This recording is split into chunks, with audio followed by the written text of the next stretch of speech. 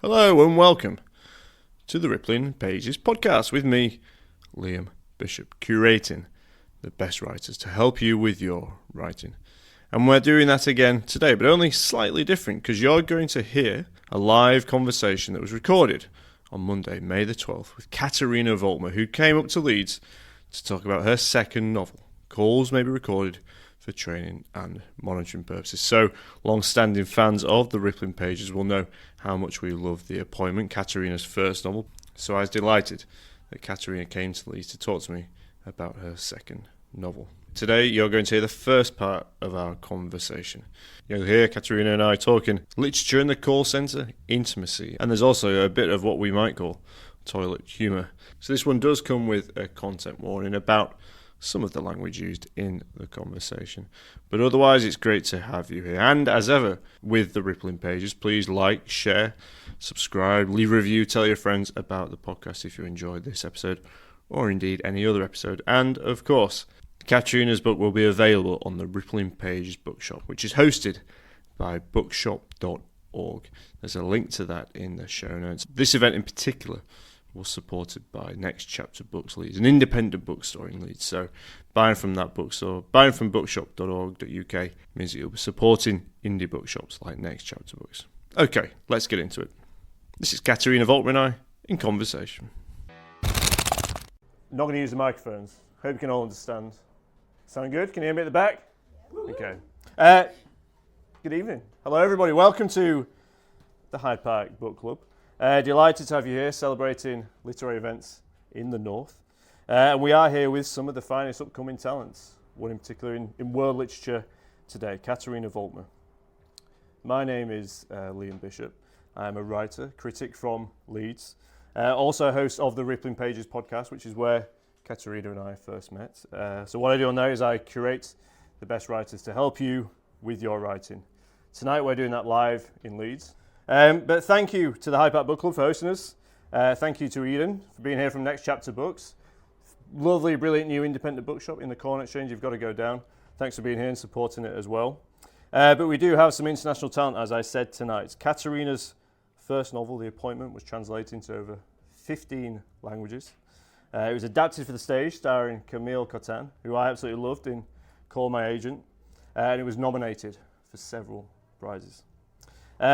But tonight, Katharina is here to discuss her second novel. Calls may be recorded for training and monitoring purposes, copies of which are stacked up on Eden's table. I knew as soon as this book was released that I had to read it and I had to speak to Katharina about it. So I am delighted that she's here in Leeds to talk to us tonight as part of her book tour around the north. You've not been to Leeds before, have you? First time in Leeds? There we go. Give her a warm welcome. But Katharina's got the dual enviable honour of not only being interviewed in the Paris Review, which is something obviously that many of us envy, but she has also written for Dua Lipa. Anyone at mine and my wife's wedding will know how much we love Dua Lipa. So you must be as excited to be talking to me in Leeds, that's for sure. But yes, as you can tell, I loved Katharina's first novel, The Appointment, but I was similarly enlivened by this book as well. Katharina is in ribald mode in this funny, outlandish, and yet very melancholic novel about a man simply called Jimmie who works in a call centre. Jimmie helps holidaymakers. He gets all these weird and wonderful calls, placates some of their fears about sharks in the waters of Mykonos, Greece. We've all been there, among many other strange and wonderful calls, and that's some of the toned down ones. But he also has a complicated relationship with his mother. And he has a traumatic memory of a carving knife that threatens to burst to the surface. The Irish writer Colm Tóibín said the book is filled with brilliant dialogue, unexpected turns, some very dirty talk with sudden bursts of hilarity, and then fierce sadness. That's got the pulses racing. Katharina Volckmer, welcome up to the stage. Take your seat. How are you? Is the mic okay? I think so. I think also I'll need it. Yeah, you might need it. I might not. Let me know if I don't need it. Let me know if Katharina needs it. Very impressed by that. By what? The microphone? No, by the fact that you don't need a microphone. Well, blessing and a curse sometimes. Welcome to Leeds. How have you found it? I really liked it. We've been on a little tour earlier, and I think I've seen the place where Marks and Spencer was born. That was very exciting. I know where to take them. Yeah, we had a little tour. We went to the market, went to Eden's bookshop, and then we had a little bit of dinner, didn't we? So, and then we came up here to meet this lovely audience. Katharina, they say you should never judge a book by its cover, but we've got a very plain cover, and then we have a cover with a blow-up doll on it. Can you just tell me what's going on in your second novel, Cause May be recorded for training and monitoring purposes? So one thing that's interesting about that second cover is that it's the cover of the French edition, and I think it's the first time in the history of publishing that a French cover makes it to the UK, because they're usually considered, and they are often quite ugly. So it's quite they're very excited that the French cover was picked for the UK. Because Indigo do really cool covers, though. Indigo Books do some cool covers, and I thought it was. Well, actually, I've got the French edition as well. So, but they brought that over, and They did, yeah. wow. What's the French version of the book called? Oh, Wonderfuck. Okay. So that was my UK publisher said that she's wonderful. She's a woman of a certain age, and she said she saw things on Google Images that she will never unsee, because she Googled the title and then told me we couldn't have it in the UK. Which I respect. I always respect that. I respected Susie's decision. Well, for those who've not read this book, you must be wondering what on earth is going on in it. So can you tell us, Katharina, what is this novel about? Well, it's about a man called Jimmie who works in a call center. It's a day in his life, and he has all sorts of issues, I would say, and his callers also have all sorts of issues, and they sort of collide in a way that I hope is entertaining for people. And Jimmie is an immigrant like me, so I quite like to. Also, I should say he's not here tonight, but my partner's Italian, and everyone always thinks that he's Jimmie. He isn't. Jimmie's Italian, isn't he? He is Italian. My partner's Italian, and he thinks I've written them into my book, which I promise I haven't done. He's been getting lots of sort of strange questions ever since the book was published, so I do feel a little bit bad about that. Well, when we first meet Jimmie, he is desperate for the toilet, and I don't think I've seen such an articulate start to a book about when one needs the toilet. But please tell me, why did you choose this scene in this incredibly artful novel? But why this scene, and why start with that? Well, he shits himself basically on the first page, and the really wonderful thing about it is that a lot of people have since come up to me and said, "This has happened to me as well," and they should share their stories. So it's been quite liberating for them, I think, and I just. Maybe that's why I put it in there. I just think I'm quite interested in taboos, and we always think we live in a sort of society that's gone beyond taboos. But if you take something that small that has happened unacknowledged to a lot of us, people have quite interesting reactions to it. So, and I think it's also because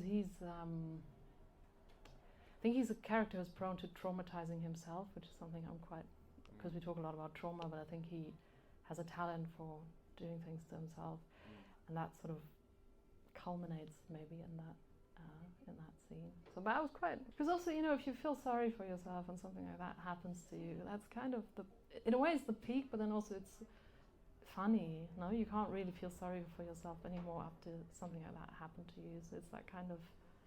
I think it's the kind of mood of the character in a way. No, You're like, this is Jimmie. This is my guy.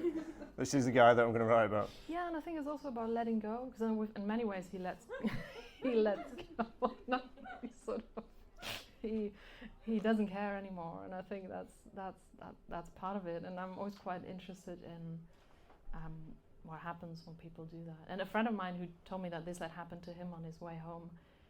He had a similar experience, and he said, "Then I just let it happen, and it was fine." So, yeah, I think it's about that in many ways. Yeah. but it is a very artful novel, and as Colm Tóibín said, there's all these different levels to it, and that is what you're so skilled at. It's what you did in The Appointment, all these different fantastic registers, low and high. I don't know if you could give the audience a bit more understanding through doing a reading. I thought I'd read that first call. Not going to read the shit scene because that's a bit too long. Well, I can read you. So the first sentence is just, where is it? If you are going to shit yourself, it's most likely going to happen on your own doorstep, which I think is probably true. That was a line from the book, by the way. That wasn't. But yeah, that's not my personal, anecdotes. That's just. Yeah, but I think that's true, right? Something about that. Sorry, we'll talk about other things. So this is the opening of the middle section, which is called A Day. Thank you for waiting. My name is Jimmie. How can I help you today? You know that thing about sharks, how they can smell a drop of blood from miles away? I have a skin condition that makes me scratch quite a bit. Can you guarantee that I'll be safe in the waters outside Mykonos? You do realize that Mykonos is in Greece, sir? Are you trying to tell me that there are no sharks in the Mediterranean? The lipstick had begun to crumble at the corners of Jimmie's mouth, the cheap red lipstick that he wanted his lover to see. He had stolen it from one of the many little boxes in his mother's bedroom the night before, when he'd come home from work to find her asleep. His mother, the signora, the most widowed widow of them all, the Italian lady with the unpronounceable surname, Bevilacqua. Asleep for most of her life, afraid of the colors outside her bedroom, forever in love with her own sadness. A life hidden beneath dust and unwanted bits of sympathy. A tragedy with only her son as an audience. A drama wasted on a new country that would never be more than her unfinished dream. What about the sharks then? Do you reckon your blood has the same color as my lipstick? Excuse me? I'm just trying to picture it. You and your broken skin, the deep blue sea and the villain with the scary teeth. Have you been thinking of a great white shark? Are you out of your mind? I'm just a very visual person, and since we've been trained to take our customers' concerns seriously, I want to see what you're seeing. Where exactly do you tend to scratch? Do you think it's likely that's where the shark will attack first? Fucking freak. On, Jimmie imagined a cloud of blood pouring forth from a severed, middle-aged limb, with bits of flesh and a pair of those fancy, multicolored swimming trunks floating around. Underwater cries muffled by the violence of the sea. He suddenly envied the shark its freedom to fulfill its urges, and he decided to follow the animal's example and mute his telephone, even though the first hour of his shift wasn't up. Even though the rules of the call center didn't allow him to get up to stare at himself in the mirror for a minute, or to cry into his unbuttoned trousers on one of those unhinged toilet seats. But Jimmie didn't care, because he wanted today to be a different day, a soft day, like a subtle shade of pink, a day without hurt.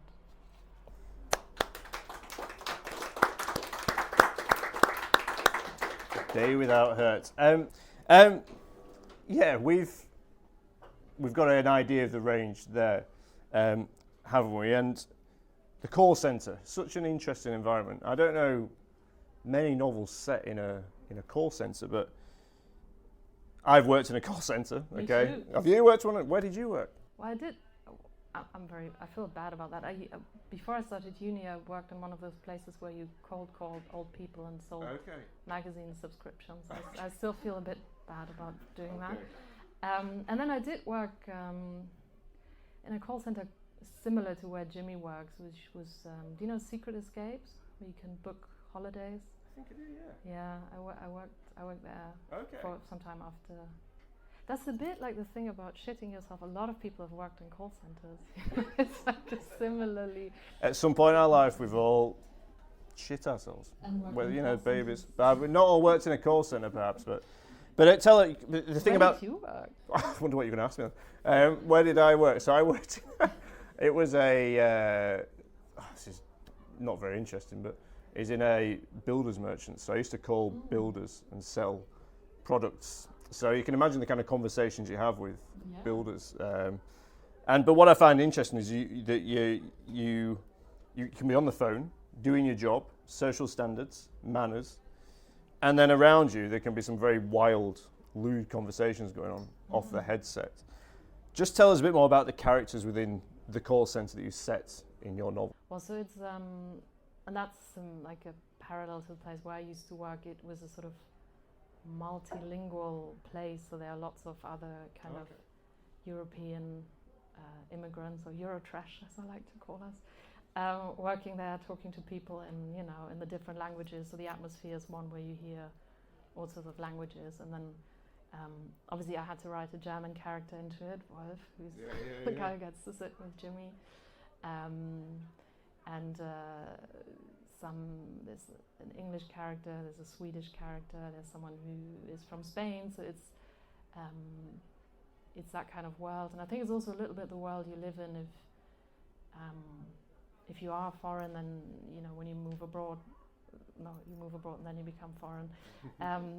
You sort of tend to hang out with people, from your own country or sort of other European countries, and I think that's also reflected maybe a little bit in that book.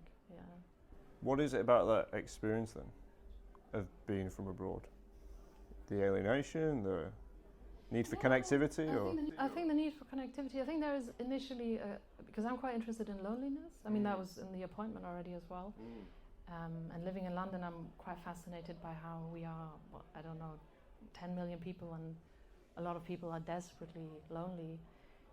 And I think there is this kind of loneliness that comes with the sort of experience of moving abroad, at least initially. And then I think there'll always be certain spaces that you don't feel like you belong or very, very comfortable. Like that pub we walked past earlier, for instance.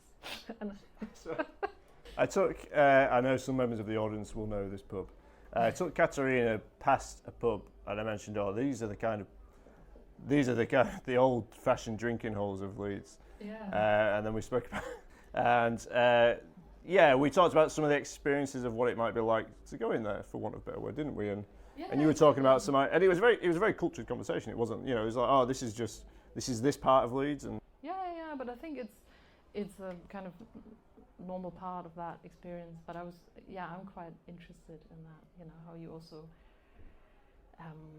I remember when I was growing up in Germany, in our village, there was a woman living opposite us from Signora Paduano. She was from Naples. Okay. And in the 40 years that she lived there, she never learned German, not properly. We always talked to her in some kind of random Italian. Okay. Whenever her cat was missing. And and I'm quite interested in those dynamics. And there's also a lot of beauty in it. I think there's also something to celebrate. I think the need to find it, the need to find connectivity with someone. I think and I think what interested me in the call center setting is also the forms of intimacy that are possible there, the anonymity that comes with these. I don't know if you had that with the phone calls with your builders, but in the phone calls I had, people, they asked me out on dates. There was all sorts of stuff coming up. They were very. I didn't get asked out on a date, but I do get what you're saying. There will be people that catch you in a part of their day where they overshare. Yeah, they do, and also that because Jimmie works in the complaints section, which is kind of an exaggeration of what I used to do, which is partly inspired when I saw somewhere that there's a call center where people deal exclusively with complaints about TfL, the Transport for London. Okay. And I thought, you sit there for 8 hours a day with people yelling at you because their train is late or something like that. What that does to people,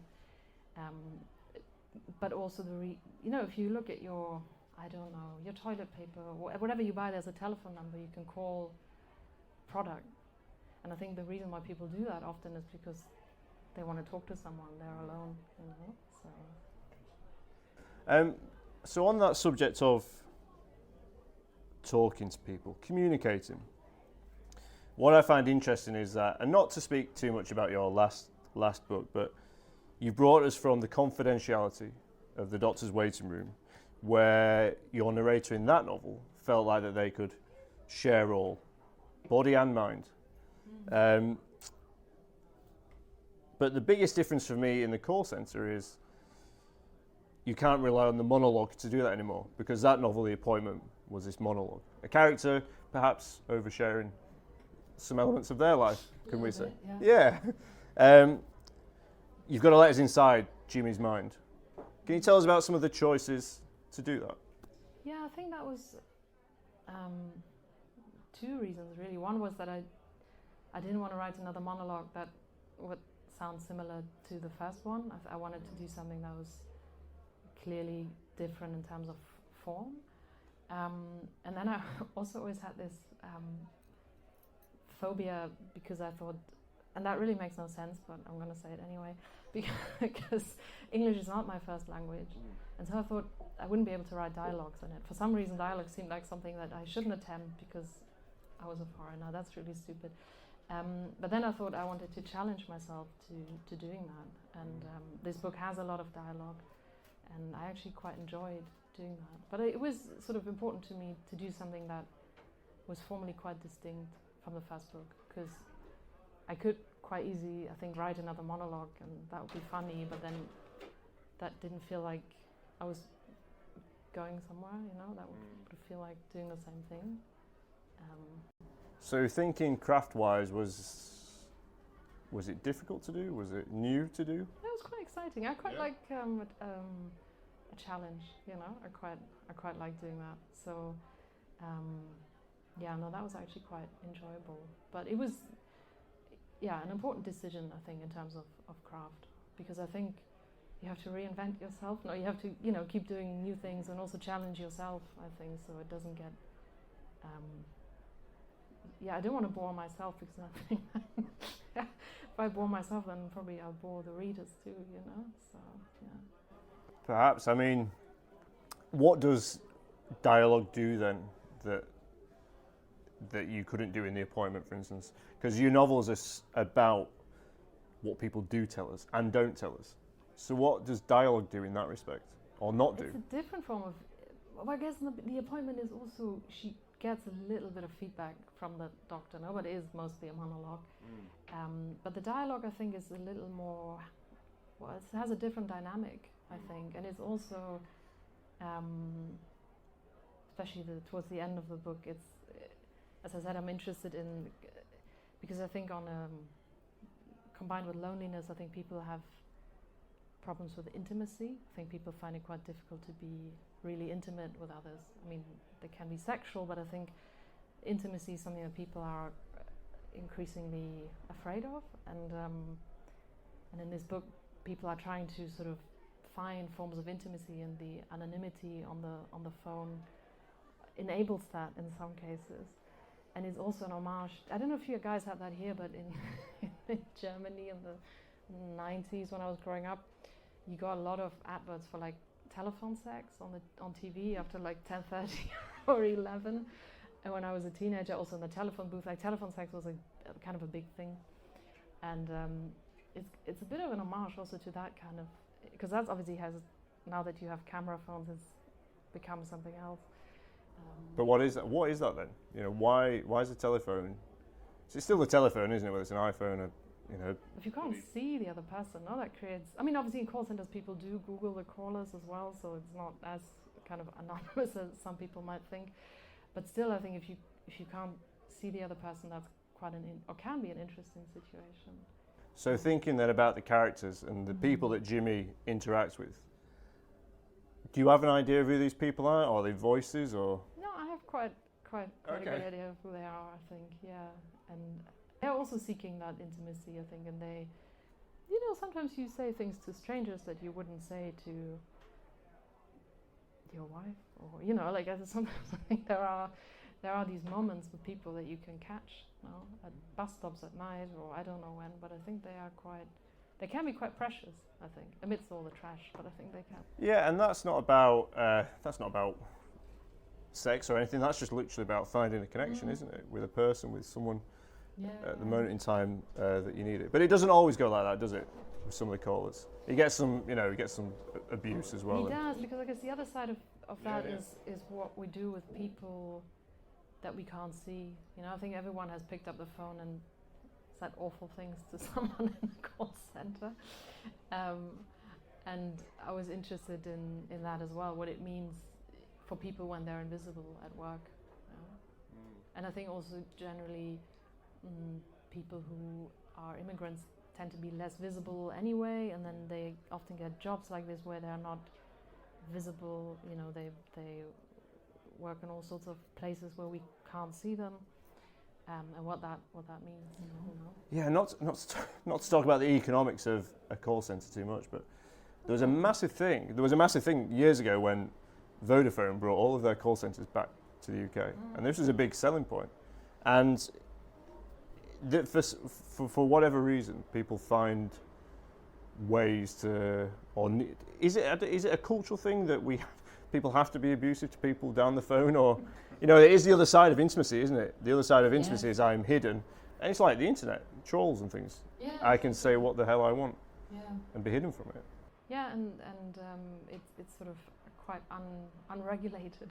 Yeah, I mean, obviously you can hang up at some point, but it is quite troubling, I think, what people think or how they think they can treat other people. And it's a good comparison, I think, with the trolling. Yeah, it's kind of like live trolling. So is it a cultural symptom then? It's not a, even though it's a modern call centre, is it a cultural idea that you think is there, that you've addressed? Yes, and I think it's also to do with these sort of, what I like to call the inbuilt frustrations of capitalism, no? Okay. Because I think a lot of systems are created in a way that they cause people a lot of grief. You know, the thing where you have to put in a 13-digit number and your number has 12 digits, and then you're fucked because the thing doesn't work and you can't get anywhere, and then you have to call someone, and those kind of situations. Because a lot of places are like fortresses, no? You can't really reach anyone, or it's like if you've ever tried to call HMRC or something like that, it's like you're in hell. You're like literally in hell. I've almost cried on the phones. That's what I think many will like. So I think it's also that there are so many things almost designed to give people pain and grief. I mean, work itself is often designed in a way, I think, to make people unhappy, but also these kind of situations where we've all been there, no? Yeah, I don't know. Feel free to reject this, but I don't know why, but tonally, structurally, you're a very different writer to Kafka. But this is why sometimes you remind me of Kafka. No, it's a night, but just these kind of bureaucratic hells that people are in, and even the appointment to some extent. It was someone born into a body that they felt trapped in. It reminds me of Metamorphosis, for instance. Not to make a overreach too much, but people brought into situations and trapped within them. I mean, is Jimmie trapped, or is that my reading? He is, but he is, I think. But he also enjoys the entrapment a little bit, I think. But in the end, he breaks out of it, because I think I'm always interested in people seeking to liberate themselves, and even if it's a sort of incomplete liberation. I don't want to spoiler it, but he finds a form of liberation in the end. I always think it's still worth it, like even if you if you can't get the whole thing, but it's still worth it to try and go for it. And another aspect of Jimmie is that he's overweight, and so the sort of being invisible at work has a kind of, it's quite special for him in a way, but then also difficult. So the being invisible is something that he desires, but at the same time it makes it even more difficult for him, I think. Yeah. No, but in the end he breaks free, and maybe an unusual way, but he does get out. In a Volckmer-esque way, I would say. That's it for part 1. Tune in next time for part 2. We talk about jokes, clowns and mothers in this beguiling novel from Katharina. As always, like, share, subscribe to the Rip and Pages podcast. That's it for now. Thanks very much. See you next time.